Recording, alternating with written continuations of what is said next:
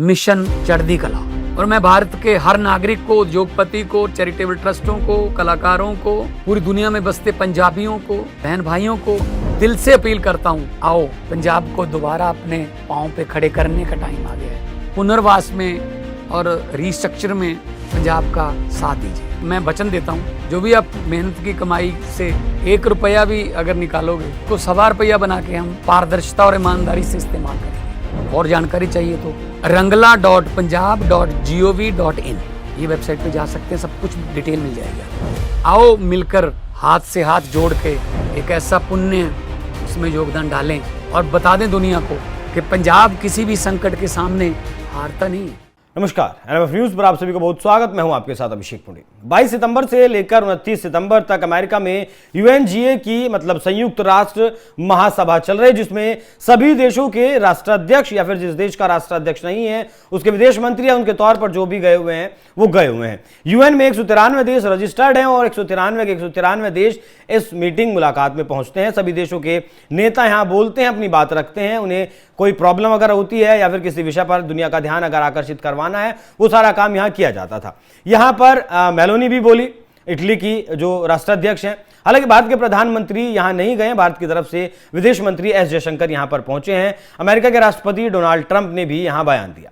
बयान देते हुए डोनाल्ड ट्रंप ने यह कहा कि मैंने दुनिया में 7 जंग रुकवाई हैं और इसमें एक बार फिर से भारत और पाकिस्तान का जिक्र किया गया, रूस का यूक्रेन का जिक्र किया गया, गाजा का और इजराइल का जिक्र किया गया, इजराइल और ईरान का जिक्र किया गया। इस तरीके से 7 लड़ाइयों का उन्होंने जिक्र किया। लेकिन क्या इजराइल और ईरान के बीच सब कुछ ठीक हो गया है, जिस तरीके से ट्रंप का कहना है? या फिर जब ट्रंप ने कहा था सीज फायर करने के लिए, तभी दोनों देशों ने सीज फायर कर लिया था? नहीं किया था। उसके 24 घंटे तक भी हमले चलते रहे थे और 24 घंटे बाद जाकर सीज फायर हुआ था।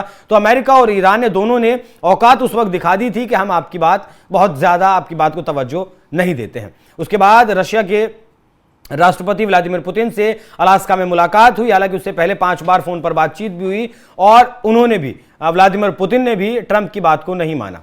तो दुनिया फिर देखने लगी कि आखिर में दुनिया की जो पावर है उसका ध्रुव क्या है। भारत इस बात को तवज्जो देता है, इस बात का पक्षधर है कि वर्ल्ड मल्टीपोलर होना चाहिए, सत्ता किसी एक हाथ में केंद्रित नहीं होनी चाहिए। वहीं अमेरिका चाहता है कि दुनिया एकीकृत रहे और दुनिया का जो पावर सेंटर है वो सिर्फ अमेरिका रहे और कोई दुनिया का पावर सेंटर ना हो। लेकिन इसमें अब भारत की जो मौजूदगी है, इस मल्टीपोलर वर्ल्ड में भारत की मौजूदगी बढ़ती जा रही है। बढ़ती क्यों जा रही है? क्योंकि मेलोनी का इस यूएनजीए से एक बयान निकलकर सामने आया।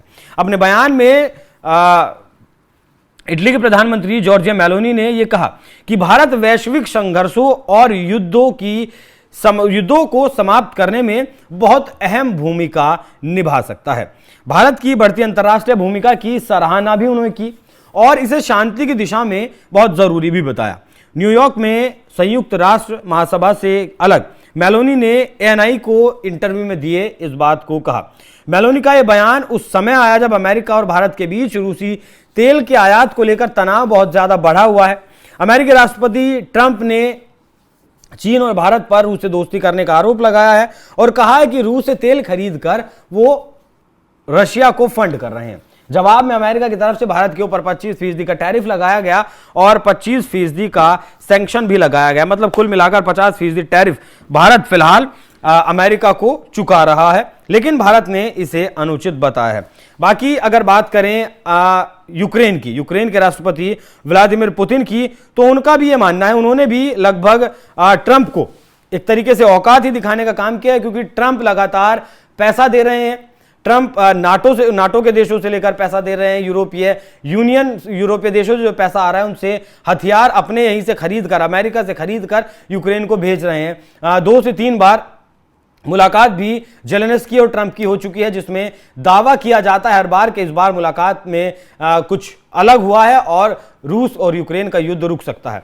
लेकिन एक तरफ जहां अमेरिकी राष्ट्रपति ये कह रहे हैं कि भारत रूस से तेल खरीदकर रूस की जो मशीनरी है युद्ध करने वाली उसे फंड कर रहा है, दूसरी तरफ यूक्रेन के राष्ट्रपति जेलेंस्की का यह कहना है कि वो मतलब भारत यूक्रेन के साथ है, भारत पूरी तरीके से यूक्रेन के साथ है और उन्हें भारत के ऊपर भरोसा है।